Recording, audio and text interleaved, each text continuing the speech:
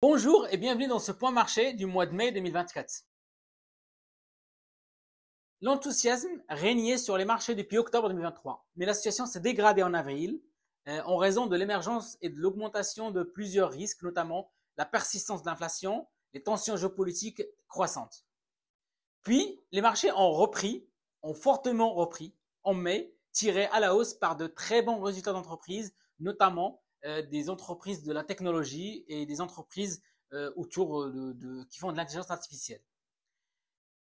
Et aussi par l'espoir d'un assouplissement monétaire imminent de la part de la Réserve fédérale américaine et de la part de la Banque centrale européenne. À moyen terme, l'environnement demeure favorable aux actifs risqués et la situation reste solide sur le plan des fondamentaux, dans la mesure où le cycle économique s'améliore et les résultats des entreprises sont au rendez-vous des deux côtés de l'Atlantique. Côté inflation, donc l'inflation persiste, mais malgré cette inflation, nous ne pensons pas qu'elle entraînera une politique monétaire très restrictive. Les baisses de taux pourraient être retardées, forcément, mais ils finiront par se concrétiser. Et on a vu là, ce début de juin, la première baisse de taux de la Banque centrale européenne. Par ailleurs, la politique budgétaire reste favorable, en particulier aux États-Unis, et certains signes témoignent d'une stabilisation de l'économie chinoise. Mais faisons un point un peu plus détaillé sur l'économie chinoise. La stratégie économique de la Chine a changé de manière significative au cours des dernières années. Auparavant, la Chine s'appuyait surtout sur l'immobilier et sur l'endettement grandissant pour financer sa croissance. Les décideurs politiques se sont engagés dans une nouvelle approche de croissance haute qualité, axée essentiellement sur la consommation interne et sur la production industrielle. Cette transition ne s'est pas faite sans heurts.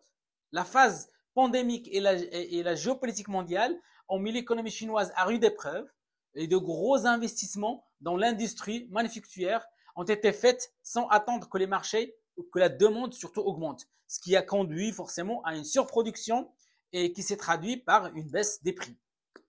En plus, la poussée d'activité consécutive à la levée des restrictions sanitaires s'est avérée décevante, ce qui se reflète dans les prix des actifs. Les marchés chinois ont fait une année 2023 catastrophique et la reprise a commencé à partir du mois de février 2024.